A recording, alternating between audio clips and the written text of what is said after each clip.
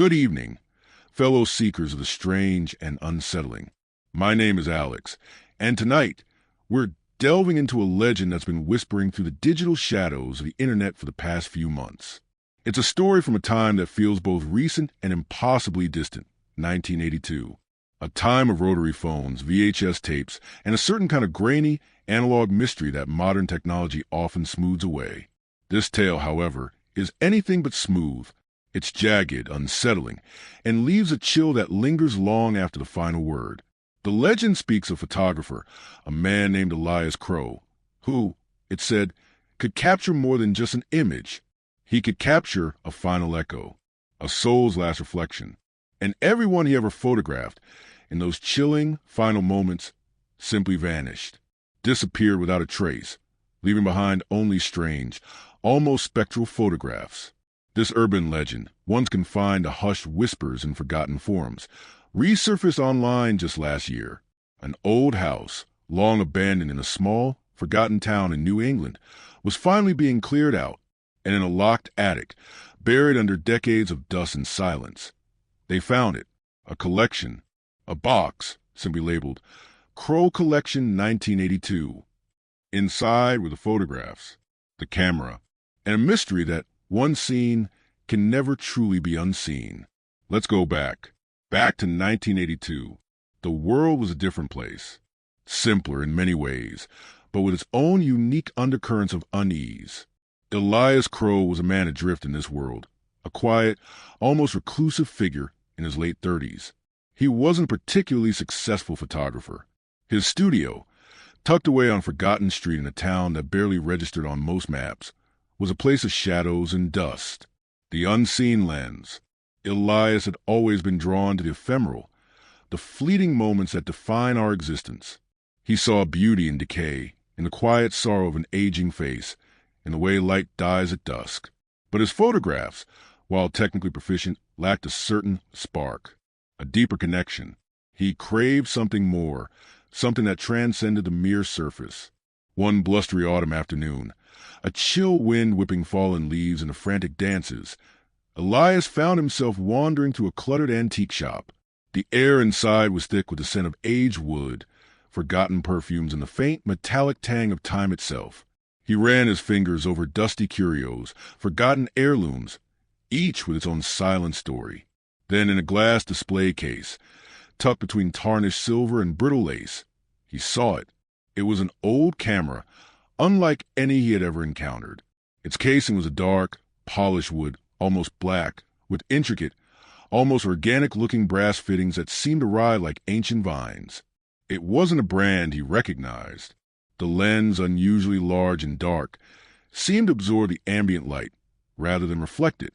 When he picked it up, a strange coldness seeped into his fingertips, a sensation not of temperature, but of something far deeper, as if he were holding a piece of frozen time.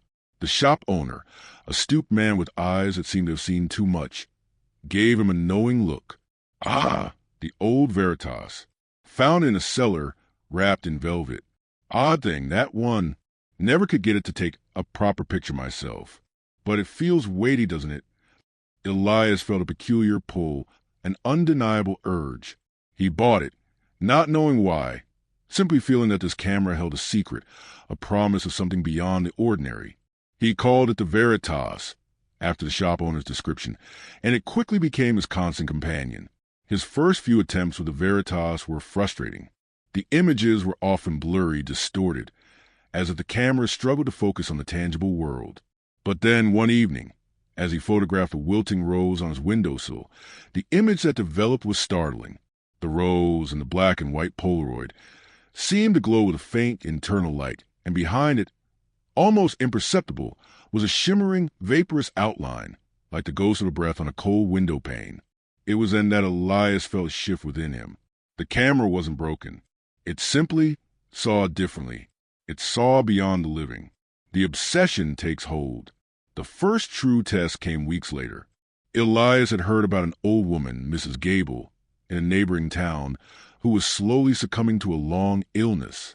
She was in her final days, confined to her bed, her mind drifting between lucidity and the mists of memory. Elias, driven by an instinct he couldn't explain, packed his bags in the Veritas. He told himself it was to capture the dignity of old age, the quiet grace of a life nearing its end. But deep down, he knew it was more. He arrived at Mrs. Gable's small, quiet home, the air thick with the scent of lavender and impending farewells. Her daughter, weary but kind, allowed him in. Elias set up his makeshift studio in her dimly lit bedroom. Visual One, a dimly lit photography studio filled with vintage cameras and film rolls. Imagine dust motes dancing in shafts of weak sunlight filtering through a grimy window. Shelves are crammed with bellows cameras, tripods, light meters, and countless canisters of film. Kodak, Fuji, Ilford. The air is heavy with the smell of chemicals and old paper. A large, dark wooden camera, the Veritas, sits prominently on a tripod, its dark lens like a watchful eye. Elias spoke softly to Mrs. Gable, his voice low and comforting. He explained that he wanted to capture her strength, her wisdom. She nodded weakly, her eyes, once vibrant, now clouded with distant understanding.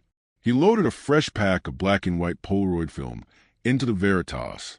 He framed her face, her frail hands clasped over a worn quilt. The room was silent save for the software of the camera's internal mechanism. Visual 2, Elias taking a black and white Polaroid of an old man moments before his deathbed. Elias, his face etched with a mix of concentration and a strange, almost reverent fascination, leans over the Veritas. His fingers are poised on the shutter button.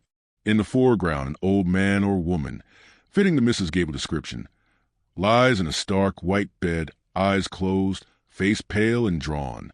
The light is soft, coming from a single lamp.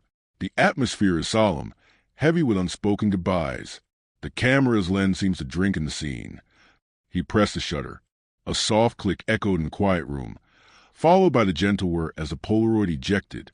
He held the square, developing film in his hand, watching the image slowly bloom into existence.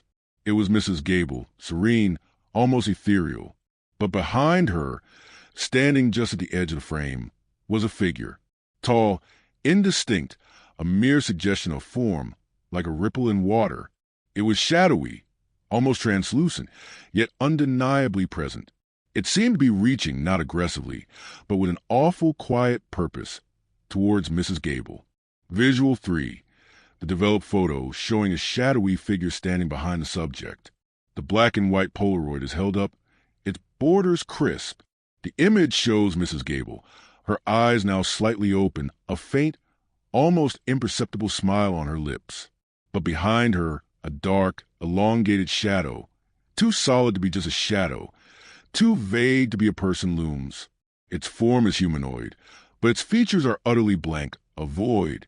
It seems to be leaning over Mrs. Gable's shoulder, its present a chilling counterpoint to her peaceful expression. Elias felt a cold dread, but beneath it, a surge of exhilaration. The camera did see beyond the living. It saw the escorts, the gatherers, the things that waited. He thanked the daughter, his voice a little hoarse, and left. He couldn't shake the image of that shadowy figure. He drove back to his studio, the Polaroid clutched in his hand. The next morning, he learned Mrs. Gable had passed away peacefully in her sleep, just hours after he had left. But then came the second, more disturbing piece of news. Her daughter, distraught and claiming she couldn't bear to be in the house without her mother, had simply disappeared, vanished. No note, no trace. Just gone. Elias tried to rationalize it. Grief, perhaps. A sudden journey. But the cold dread tightened its grip. He looked at the Polaroid again, the shadowy figure, and the daughter, who had been in the room, albeit in the background, when he took the photo. Thus began Elias Crow's dark pilgrimage. He began to travel, drifting from one small, dying town to another, seeking out those on the precipice. The terminally ill, the elderly, those who had simply given up. He would approach families with quiet earnestness, claiming he could preserve the soul's last reflection, capturing their loved ones in a way no ordinary photograph ever could. He offered a unique kind of solace, a final, tangible memory. And in their grief, their hope for something, anything, to hold on to, they let him. Each time, the ritual was the same. The quiet setup, the soft words, the click of the Veritas. And each time, the developing Polaroid revealed the same chilling truth: a shadowy, indistinct figure hovering near the subject. Sometimes one, sometimes several, their forms varying slightly, but their purpose seemed clear. And each time, after Elias left, not only did the photograph individual pass on, but a loved one, a spouse, a child, a close friend, would disappear, vanish into thin air, leaving only the photograph and a gaping void. He meticulously documented his work, keeping a journal, his handwriting growing increasingly frantic, his entries filled with esoteric musings on death, the afterlife, and the nature of the soul. He wasn't just observing anymore. He was participating.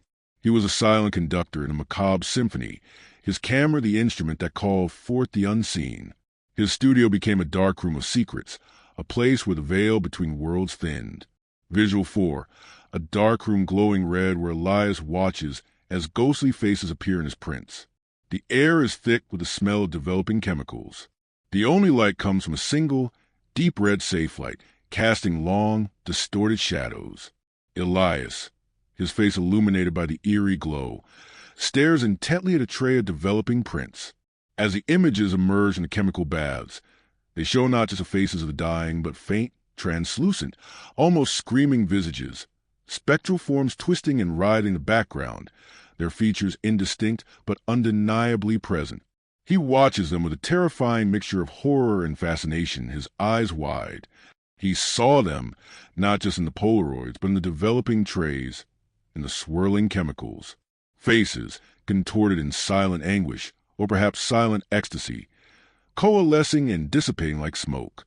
He was no longer just a photographer. He was a gatekeeper, a witness to the final transition. And with each photograph, each disappearance, he felt the Veritas drawing him deeper, its cold essence becoming a part of him. He began to understand the camera's hunger. It didn't just capture images of death. It facilitated it. It didn't just show the escorts. It summoned them. And the disappearances? Those weren't random. They were offerings. The cost of seeing beyond the living. The camera required a toll, a soul to balance the scales, to fuel its dark sight.